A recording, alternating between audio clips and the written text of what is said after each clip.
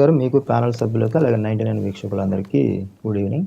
వివేక్ గారు, మీరు అడ్వకేటు, మీరు ఒక సీనియర్ జర్నలిస్టు. సో ఎట్లా మాట్లాడాలి చర్చకు వచ్చినప్పుడు? సో మాట్లాడే వాళ్ళు గెస్ట్లు ఎవరైనా వచ్చి కూర్చున్నప్పుడు పార్టీల తరపు నుంచి ప్రతినిధులుగా కానీ అనలిస్టులుగా కానీ లేకపోతే రకరకాలుగా వారికి ఉన్నటువంటి డెసిగ్నేషన్తో కూర్చుంటారు.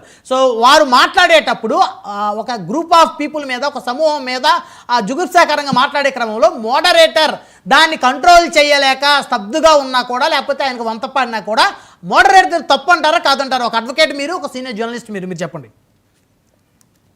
బిఫోర్ గోయింగ్ టు సబ్జెక్ట్, అసలు ఇది ఎందుకు ఇష్యూ వచ్చింది అనేది చాలా మందికి తెలియదు. అసలు ఈ సెక్స్ వర్కర్స్ అనే టాపిక్ ఎందుకు వచ్చింది అనే దాని మీద నుంచి 1 by 1 ఒక జస్ట్ ఒక 5 minutes లైవ్ చేసేస్తాను. మొత్తం టోటల్ గా 1 by 1 వస్తాను. యాక్చువల్గా ఒక programmatic mapping and population size estimation అనే ఒక స్వచ్ఛంద సంస్థ, PMPSE అనే ఒక స్వచ్ఛంద సంస్థ దేశంలో ఒకసారి చూస్తే మీకు ఒక అర్థమవుతుంది. దేశంలో ఈ యొక్క రుగ్మతకి, సామాజిక రుగ్మతకి బలైపోయిన మహిళల గురించి ఒక సర్వే చేస్తే దానికి సంబంధించిన సర్వేలో ఆంధ్రప్రదేశ్ రాష్ట్రము 2nd place లో ఉంది అని ఆ survey. Maharashtra 1st place, 2nd place లో ఆంధ్రప్రదేశ్ ఉంది, 3rd వచ్చేసి ఢిల్లీ, 4th place వచ్చేసి మనకు తెలంగాణ అండ్ మహారాష్ట్ర, ఢిల్లీ. సో ఇవి 5 రాష్ట్రాలు ఈ యొక్క సామాజిక రుగ్మతకి బలైపోతున్న ఆడవాళ్ళకు సంబంధించి ఒక సర్వే చేసింది. Karnataka 1st place 15%, 12%తో Andhra Pradesh 2nd place లో ఉంది. ఇది ఓవరాల్ గా సబ్జెక్టు. ఈ సబ్జెక్ట్ మీద ఇది టైమ్స్ ఆఫ్ ఇండియా ఆ రోజు ప్రచురించింది ఆర్టికల్. దాన్ని బేస్ చేసుకొని ఆ అనలిస్ట్ అనబడే వ్యక్తి ఆ విధమైన ఇది రాష్ట్రంలో ఉన్న కొన్ని ప్రాంతాలు లేకపోతే కొందరు వెనకబాటుతనానికి, సామాజిక, రాజకీయ, ఆర్థిక పరిస్థితులకు సంబంధించిన మహిళలు నెట్టివేయబడ్డారు కొన్ని చోట్లకి. అలాంటి పరిస్థితులకి, లేకపోతే అమ్మా నాన్న లేని మనుషులు, అవ్వాతాతల దగ్గర పెరిగే ఆడపిల్లలు, ఇలాంటి రుగ్మతలకు సంబంధించిన ఒక చట్టంలో ఇరుక్కుపోయి వాళ్ళు అందులోకి నెట్టివేయబడ్డారు. దానికి సంబంధించిన సర్వే చేస్తే ఆంధ్రప్రదేశ్ అటువంటి 2వ స్థానంలో ఉందనేది ఆ సర్వే సారాంశం. దాన్ని ఎలా ప్రొజెక్ట్ చేయాలి? ఒక అనలిస్ట్ అనే వ్యక్తి, ఒక జర్నలిస్ట్ అనే వ్యక్తి ఎలా ప్రొజెక్ట్ చేయాలి? అవును, ఆంధ్రప్రదేశ్ రాష్ట్రంలో ఇలాంటి పరిస్థితి ఎదుర్కొంటున్నది, దీని ప్రభుత్వాలు కానీ స్వచ్ఛంద సంస్థలు కానీ ఇలాంటి బారిన పడకుండా కాపాడాల్సిన అవసరం ఉంది అని నొక్కి వక్కాలించి చెప్పాల్సిన జర్నలిస్టు ఏ విధమైన మాటలు మాట్లాడాడు? ఆంధ్రప్రదేశ్ లో, అది కూడా రాజధాని ప్రాంతంలో ఆ రకమైన వృత్తిలో ఉన్న వాళ్ళు ఎక్కువ మంది ఉన్నారు అనే మాట ఎలా అనగలడు? దట్ సీనియర్ జర్నలిస్ట్ అనే వ్యక్తి ఎలా అనగలగలడు? 2వ పాయింట్, ఎందుకు కొమ్మినేని గారిని అరెస్ట్ చేశారు అనబడితే దానికి ఒక చిన్న మీకు క్లిప్పింగ్ పెడతాను. ఎందుకు అరెస్ట్ చేయబడ్డాడో చూడండి. ఇది ఆయన అరెస్ట్ చేయడానికి కారణం. దేశాలకు రాజధానిగా మారిన ఈ అమరావతిని బాగోదేమో మళ్ళీ ఆయన నవ్వాడు. అవును, వేశ్యకు రాజధాని అని అనబడినప్పుడు ఆయన నవ్వుతూ వెటకారంగా ఇలాగా అనద్దు, నీ మీద మళ్ళీ ట్రోల్స్ చేస్తారేమో, నీకు ఇబ్బంది కలుగుతుందేమో అన్నాడు తప్ప ఇది తప్పు, ఇది చేయకూడదు అని అనలేదు.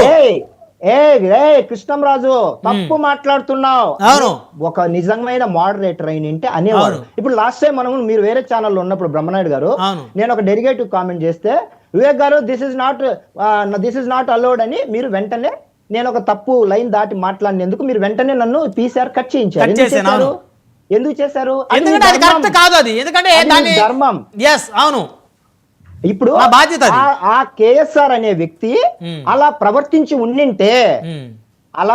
ఉండింటే అతని మీదకి ఈరోజు కేసు రాదు. కానీ ఒక హంతకుడి పక్కన కూర్చొని ఆ హంతకుడిని ఎంకరేజ్ చేస్తూ ఇంకా హత్య చేయలే పురికల్పబడితే అతను కూడా అదే నేరంలోకి భాగస్వామి అవుతాడు. అందుకు KSR అనే వ్యక్తి భాగస్వామిగా కాబడ్డాడు. ఇది తప్పు.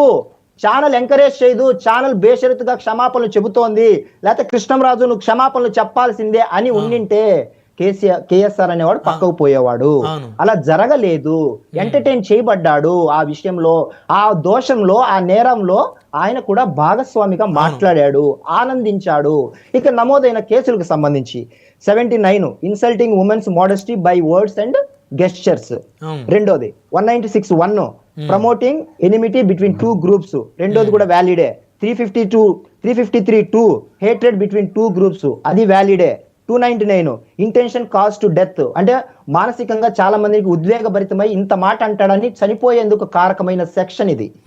356(2) హార్మ్స్ అండ్ పర్సన్స్ రెప్యుటేషన్, ఒక వ్యక్తి యొక్క రెప్యుటేషన్ దెబ్బతినేది. 61(1) 1 or 2 people done illegal act, ఒకరు లేదా ఇద్దరు ఇది ఇల్లీగల్ గా చేసే ఒక పరిస్థితికి సంబంధించింది. ఇందులో SC ST అనేది లాస్ట్ లో యాడ్ అయిన కేసు బికాస్ ఆఫ్ ఇందాక విజయ్ కుమార్ గారు చెప్పినట్లు.